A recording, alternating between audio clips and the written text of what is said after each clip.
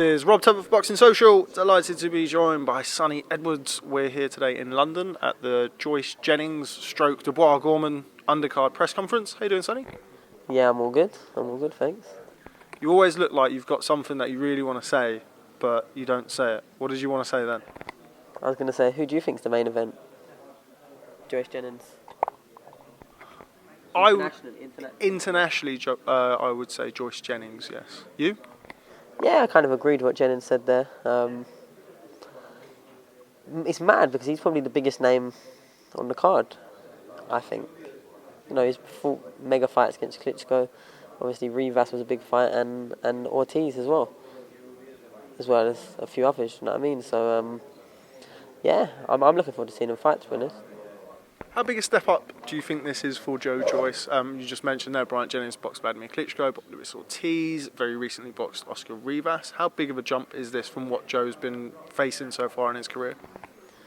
Well, if Stavern was Stavern from the first Wilder fight, that era, you know, when he was world champion, that would probably arguably be the biggest, but it wasn't. It was a very out of shape, very old, and even then, he still came to have a go, didn't he? But yeah, it's definitely a step up, and stylistically a horrible fight for Joe, I think. But then again, if you're going to do it at this stage, rather than if you got in with a world champion, say like a Tyson Fury or etc., who stylistically was horrible, then you probably wouldn't be able to adapt. So this is a test he's got to pass, a hard test though. I think you'd have Joyce as the favourite, being more fresher and up and coming, but I feel like from the press conference you can't write him off. I feel like he's really committed to win. Me personally. Moving on to the co-feature, Dubois versus Gorman. Great fight. Very, very refreshing to see two young, unbeaten prospects putting their undefeated records against each other. I'm sure you'd agree. What do you make of that fight? And for the British title? Yeah. I would love a British title shot. Do you know what I mean? That's what I said in the interview yesterday. I think I might start calling out the winner of this fight to get a British title shot. No, it's great. And do you know what? I was speaking to Nathan Gorman's dad earlier, and it's just a great timing for them both to fight each other. And they both acknowledged that, because the winner really does push on and the loser can really come again. And it's a massive fight domestically. It's a fight that's been talked about for longer than perhaps it should have been. Do you know, when there was like 4-5-0, they was getting sort of on like a collision course. They let it marinate a bit, not too long, and fought for a good title, for the British title. A good time. Who'd you give the edge to in that fight? If they were flyweights, I would back Gorman heavily. Say if they were the exact they are now, but just shrunk down to like my size, I would say Gorman would trance him. But heavyweights is a different ball game. If Gorman is fit for 12 rounds, to go 12 rounds, and to really have it pushed on him for 12 rounds, then I see Gorman winning. Don't get me wrong, he can hurt him as well, but he needs to have that whole 12-round tank. The moment he starts slowing down, and if he starts struggling for the pace, if he does, I don't know he will, then it will be all Dubois, because I think even when Dubois is tired, he's still dangerous and goes forward and just throws big shots. You know what you're getting with Dubois. For that reason, I would edge slightly towards Dubois, but I would not be surprised at all if Gorman does it like 120 to 108, and I wouldn't be surprised if that happened. I feel like Gorman needs to be hurt in this fight. So I think Dubois needs to hurt him. That's what I believe. But that could happen at any time with heavyweights, you just don't know. I spoke a little bit tongue-in-cheek at the start of the interview, but you don't have a British title shot. Talk to me about that and why that happened. I've seen various tweets, but trying to keep up with your social media is very, very difficult. Tell me about what happened. Yeah, you've got to filter through the Love Island tweets, don't you? It got mandated a couple of months ago, me and Tommy Frank, buzzing with that. I did think, and I did say, I can't see him taking it. But I thought they would have had the respect to pull out early and save their, because no, they don't get a penalty, then they can still fight for the British. You know what I mean? They left it an hour before the purse bids opened. I know the figure. I'm not going to say it, but I know the figure that Frank Warren put in, and it would have been my highest person. I'm getting paid decent, and it'd have been his highest pay by a long way. Do you know what I mean? With 60-40 going to the winner. But they didn't want to know. Reason of that, Tommy Frank situation, I don't think for a second it's Tommy Frank thinking, I don't want to fight Sonny Edwards, even though I have sparred him. You can't take too much out of sparring, but I was very comfortable in there, I personally believe. a few people that have seen it. Do you know what I mean? Even Dennis Hobson, his brother, and that seen me spar, and I think they know what time it is. I think that's why they're staying away. But more than anything, it will be his promoter, Dennis. Dennis's only headline show for the last 3, I think, have all been Tommy Frank. So he needs to know for a Dennis Hobson show, Tommy Frank needs to be on it to sell 150 tickets. He fought in Ponds Forge last week in front of about, I'd say about 200 people. Like, the show didn't sell well at all. Both sides of the ring side completely empty, which I did make a comment on. But that's what is getting protected right now, being able to put them shows on, because it's not just Tommy Frank fighting, it's the rest of the show getting other ticket sellers on the bill. And then they're saying apparently that they're 2 to 3 fights away from fighting me. In 2 to 3 fights time, I should be fighting for world titles. I personally believe that's what my promoter has led me to believe, that that's the route that he wants to take me. So then we might miss this chance. But then again, the name Tommy Frank on my record doesn't mean nothing to me. It's the British title. I never mentioned his name before he won the Commonwealth, because then that's it's not even that I want the Commonwealth, like, not in a bad way, it's a good title, but it's not that I ever wanted it. I just don't want no one else in my weight to have any of these titles, as mad as that sounds.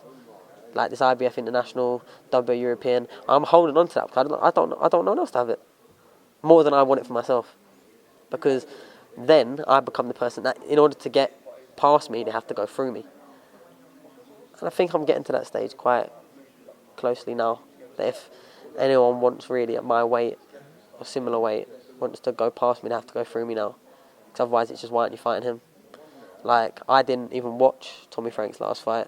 I was watching Love Island, like, genuinely, genuinely, and I know it was on one of these Freeview channels, I don't know what, but I was getting tweets like, oh, you think you even had your mate Dave Allen saying, oh, Son would be, I would have him as the heavy favourite, do you know what I mean? And he's known Tommy Frank for years. And I think that's the consensus. I think even they believe it. But for them to come out with like, oh, we didn't even know there was purse bids and that come out of Glyn Rhodes on a Dennis Hobson news article, whatever it was. It's like the bollocks, to be honest. You make an interesting point there about the British title. If you ended up not fighting for the British title, if you do, for whatever reason, find yourself in contention for world honours, or you get past that kind of stage, will you regret that? Will you look back as an opportunity missed, or is it just one of those things? Why? I'm 23. I could win my first British title when I'm 35. Who knows? Who knows where my career trajectory is going? I might lose, I might move up, I might move down weight, and then boom, straight British title, British level. Maybe when fighting me is worth a bit more money to these people. The best payday they're going to get at this moment, but like I said, I can only take it as a compliment that these fighters don't want to fight me now or when the time's ready, because that is them fully admitting that they are not ready to fight me in a roundabout way. Or, do you know, that whole, oh, I trust in my management and my promoter tells me to do. That's you admitting that you're not ready to fight me. Because I know, regardless of, say, Uncle Frank or MTK, if I went, look, there's a fight been offered to me by someone else, I want that fight, I don't care anybody. At the end of the day, you employ them. Do you know what I mean? You pay them the percentage. Obviously, your promoter's a bit different, they're putting on the shows, but with your management, you kind of tell them what to do. They can advise you, but I know the relationship I have with my manager, that if I went, look, Tommy Frank's offered me to fight, I want to fight him, I don't want to fight no one else, that fight would get made. Because if you really want to fight, you can get it, do you know what I mean? So, it is what it is. But like I said, I'm happy with how my career's going now. And if I lose at maybe world level or before that, then I can come back at the British. Or if a big fight gets offered and that's the title that's there, then there we go. At the moment, I'm the only mandatory, so no one else can fight for it. So I might not be the champion, but I'm like the little chess piece in front of it, and no one can fight for it before they fight me. And it's a shame, because you hear whispers that the British board are going to get rid of it for that reason, which I think is a crying shame for me, because I want it. Like, I'm knocking on the door, and it's like, because I want to fight for it, no one else wants to fight for it. If I didn't, say if I went and gone, I guarantee how quickly Tommy Frank versus, I don't know, someone else would get made for the British title. I could guarantee it. Absolutely guarantee it. If I went, look, I don't want it, it would get made like that. But because I want it, no one wants to fight me. So it's there, sitting stagnant. Let's talk about world titles. I spoke to you, I can't remember when the fight was now. It feels like it was ages ago. But when Aston Pelicto boxed Kazuto Ioka, who's now the WBO champion, 4-weight world champion, he's a very, very experienced four-weight world champion, world-class fighter, has been for a long time. Does that kind of put the brakes on you challenging for the WBO title? I know from the fighting point of view you would fight anybody, but from kind of a career trajectory point of view, do you think that kind of puts the brakes on you challenging for world titles anytime soon? Maybe slows down a little bit. I'll make no secret in that. I did say that if Pelikte won, I would be hammering down that door because I genuinely had to beat him. I mean, I've got a win over Granados who beat Pelikte, for example. And Ioka's very, very, he's a veteran, do you know what I mean? Four-weight world champion, they don't give that around lightly, do you know what I mean? So, yeah, a little bit, but then again, if the fight was offered, say Ioka had a voluntary and was like, I want you, then show me the money, do you know what I mean? I can't see that happening anytime too soon. And I'll just keep creeping up the rankings until there's a good or two I feel like I'm ready. Don't get me wrong, I would get in there with him, but it'd have to make sense. I mean, it'd have to make financial sense to do that. Pelikte, I wouldn't have had to get as much money because I believed, not that I wouldn't believe in myself, but I believe that would be a good crack at a world title. And that's what it is. It's got to make sense. There's too many spinning plates to be like, I do want to box world titles, and I believe I'm ready. I just need to keep the momentum going. Get the confidence. I really, really, and I'm going to get on to my management and Frank Warren. I would like in my next 2, maybe 3 fights, if it's just following the same pattern it is right now, which it probably will, let's face it. I want to fight abroad somewhere. I want to fight, I don't know, America or Asia or Dubai or Kazakhstan, anywhere. Because I want that experience of going over, having to adjust to things. Because I personally believe when I get my world title shot, it won't be on my turf or my terms, I don't think. Because I feel like people will look at me and they'll watch, and I'll just watch a quick highlight or whatever when they're looking at whether, and I show enough to know that I'm going to be an awkward night's work for even at the biggest punches that could just take people out. I would still be awkward because I'm very hard to hit, and I'm very busy and I'm fit, and so I feel like when I do get my shot, it'll probably be having to be across the water somewhere. So I'd like to get that experience. You just never know with this boxing. I think there's a London show in September. Hopefully get on that. If not, try and get something else. Maybe where Frank with Tyson Fury and MTK are doing these shows in America, maybe slip on one of them, like a 10 round or something like that. Maybe go to America and box that kid that beat Paddy Barnes. I'd like that. I feel like that's enough of a meaty fight to bite into at this stage of my career. Who knows? Is you fighting for? I mean, you're fighting for one of these. I mean, you've said it in the past, and I mean no disrespect for it, but one of these trinket belts with the IBF this time. Is that you hedging your bets and kind of looking at rankings with other organisations? Potentially the WBO might not be the route that you end up taking? Let me tell the complete honest truth. I had no intention to fight for the IBF for any reason apart from I get a phone call, we can fight for the IBF. Do you want to? Yes. That's it. That's as far as it goes for me. Where my management team, my promoter team are concerned, they might be trying to steer me towards that way. I don't know. But at this stage, as long as I'm picking up titles and they look pretty, then I'm fine, to be honest, because whilst that British is there, that's the one I want main. But then again, this is a fantastic title, looks the part, and they were knocking down opponents for this. Like I said in a press conference, that Yarda Cardoza had the fight made and they knocked it back, and he was rated 10 places above me in BoxRec, had good wins. Some people thought he beat Jamie Conlon, and Jamie Conlon went from that fight to his world title fight. They knocked him back. So this is a good stepping stone. He's got a good record. He's going to come have a go. So, like I said, what I can get, I'll take. Like I said, I want these titles so no one else can have them. That's my main motivation. Whether that's the IBF. I was meant to fight for the WBC silver against Granados. The WBO caught wind fight week and offered the WBO International, which is obviously an upgrade. So I took that. Have a good relationship with WBO. I know they've got a WBO Intercontinental champion from South Africa who's unbeaten, 14, 15 and 0 or something like that. Sadiq Bey. I'd fight him. I don't know why that's not been offered. I can't just keep calling people out all the time. It gets boring. So now I just wait to get what's offered to get to me, to be honest. With that in mind, how much do you know about your opponent? I overheard Grant saying that he hadn't seen any footage of him. He didn't know his reach, didn't know his height when he looked at his box rec. How much do you know about him? Since then, we found some bits on him. We found a video of him fighting at featherweight and beating a Golden Boy Promotions boxer, Eduardo Nunes, who was 10-0 at the time. And some people thought, well, I haven't watched the full fight, but the comments seem to think that he shouldn't have won, and Grant said he thought the other kid won. who lost, but on a home show that's a bit weird, isn't it? But it happened. Yeah, I know he's going to be tough. He's never been stopped. He's only lost twice in 16 fights, and he's the current WBC Silver Youth, one of them really long ones. I don't know the whole thing, but one of them youth titles, and he defended it. So yeah, I suppose it is what it is, to be honest. I watched about 30 seconds and was like, yeah, I'll take him. And here we are. Fighter that I'm keen to ask you about, who made his return to the ring, someone I know you know well, Guillermo Rigondeaux.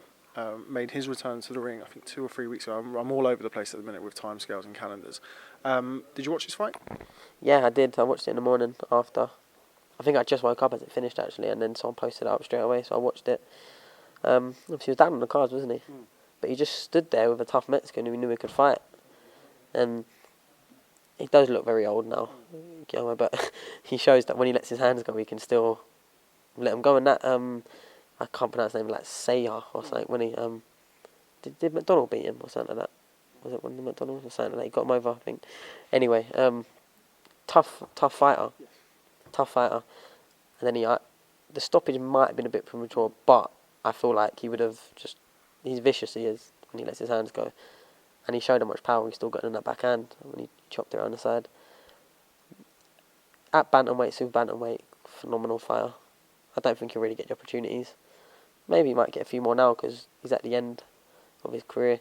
No one knows how really old he is. Do you know what I mean? I don't think he's 37 or whatever they're trying to tell me he is. But like a great fighter and someone that I've idolised. I once spent a day watching every single one of his professional fights back to back in order. There was like a 6-hour video on YouTube. I watched the whole thing, pausing it for toilet breaks. Like, he's just a fantastic fighter. Someone I look up to, and whether I doubt it's him most of the time, but you know what I mean, I get like retweets and little mentions here and there by whoever runs his Twitter account, and it's nice, you know what I mean, to feel like some sort of way I'm noticed. It's got really quiet, isn't it?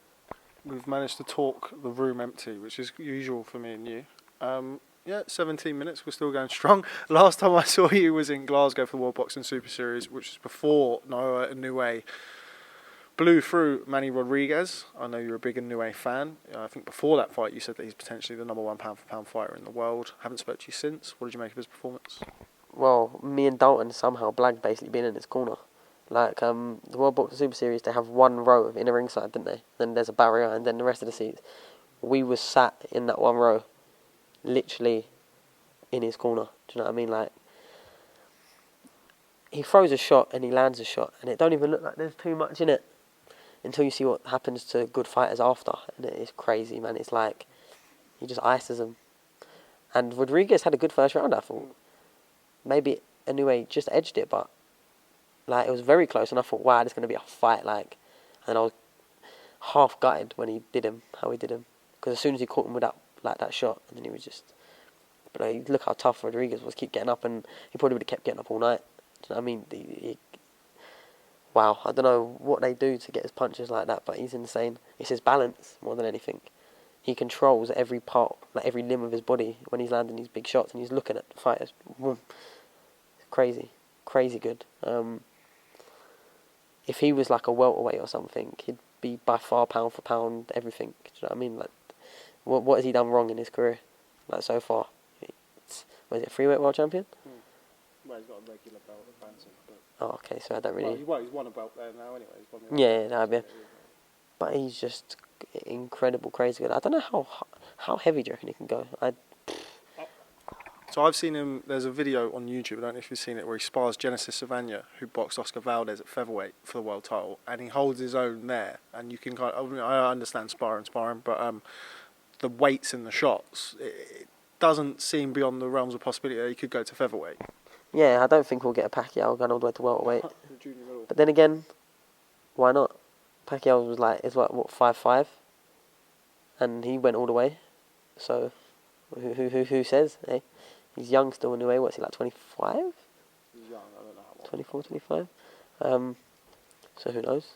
If he keeps icing people, all the world champions, he's going up world champion, knock him out first round. World champion, knock him out first round. So the possibility is endless. Final question, because I'm very aware that we're the only people left in here other than BTE staff who look like they want to get us out. How does the final go? Inoue versus Inoue-Donaire. I think Donaire will give him the hardest fight he's had in the last few. I don't know why, I just got this feeling. I think the Ryan Burnett fight was really cooking up nicely. Burnett started strong, but then the last 2 rounds it felt like Donaire was coming into it for me personally. I don't know how everyone else read it. And he's now back at like a weight that he should be at, because obviously he sort of went up and he's come back down. We went up to like featherweight, didn't he? Featherweight, and he boxed Nicholas Walters, but badly knocked out. Yeah, but at featherweight, not everyone can keep going. And the one thing you don't really lose is your punch, and he can still bang. He still, when he plants his feet and lets the left hook on, he can still bang. I think everyone's sort of tipping Inoue for a vicious knockout early, maybe. But I think my best bet would be that it's going to go longer than Payano, obviously, and that's not hard, is it? I would go longer than Payano did, I think, and probably longer than Rodriguez, I think. But that must be how good Inoue really is, that you're thinking like, will Donaire get to the 3rd or 4th round? You know what I mean? It's crazy, isn't it? That's how good he is. Like, if I carried his punch, wow, I wouldn't ever get a fight. Let alone in Britain, I would never get a fight. Well, maybe I'll see you in Tokyo for the final. If it is in Tokyo, we don't know yet. Okay, well, Sonny Edwards, always a pleasure catching up with you. Looking forward to seeing you in action this Saturday. It's been a while since I've seen you live, as you keep reminding me. Thanks as always for your time. Thanks very much for speaking to Boxing Social. Catch up with you soon. Right, cheers for having me on.